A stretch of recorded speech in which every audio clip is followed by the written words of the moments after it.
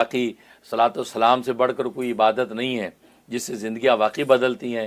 ظاہر ہے کہ سرکار دو عالم صلی اللہ علیہ وسلم پورے عالم کے نظام کو بدلنے کے لیے آئے، اور آپ کے آنے سے پورے عالم کا نظام بدلا، اور جو ہے وہ کفر و شرک جو ہے توحید کے نعروں سے گونج اٹھا ہے۔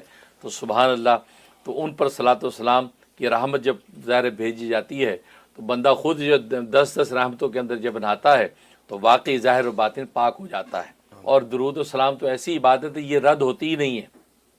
حدیث میں آتا ہر عبادت رد ہو سکتی ہے، لیکن صلاۃ و سلام کی عبادت رد نہیں ہوتی، وہ یقیناً قبول ہوتی ہے۔ دوبارہ مسئلہ سمجھ نہیں آ رہا، آواز گونج رہی ہے، دوبارہ بتاؤ۔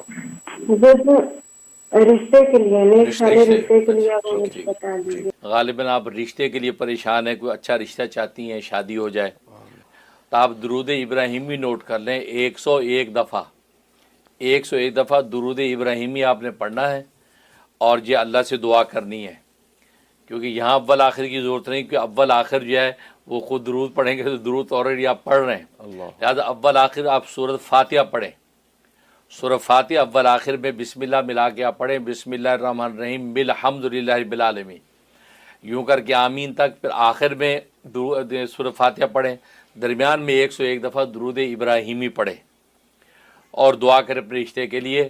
اور یہ آپ جو ہے یہ 41 دن کی نیت سے شروع کر لیں، انشاءاللہ بہترین رشتہ آئے گا صلاۃ والسلام کی برکت سے۔ میں بھی آپ کی دعا کرتا ہوں۔ میں آپ سے ایک ہاتھ شیئر کرنی تھی۔ مجھے 2 دن پہلے ہاتھ آئی مفتی صاحب، جس سے میں بیٹھا ہوں اپنے کزنس کے ساتھ، اور ہم رسول پاک صلی اللہ علیہ وسلم کی بات کر رہے ہیں،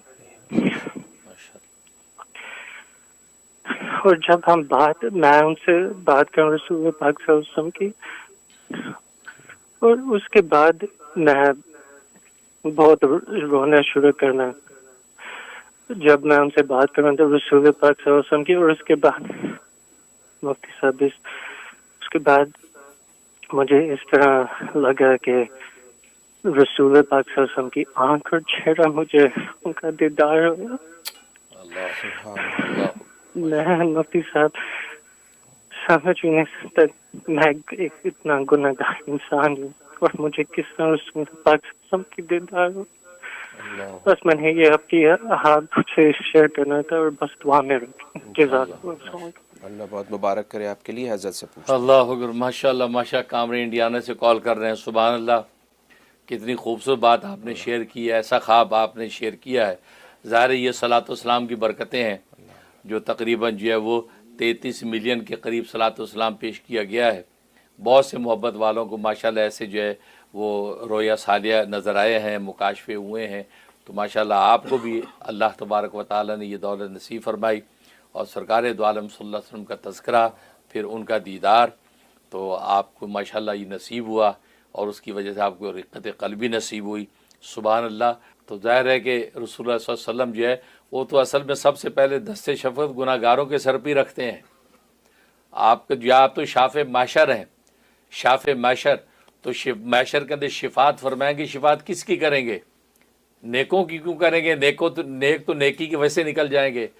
یہ ہم جیسے گناہ گاروں ہی کے لیے وہ شافع ہیں، ان کی شفاعت کا لطف سب سے زیادہ گناہ گار ہی تو اٹھائیں گے۔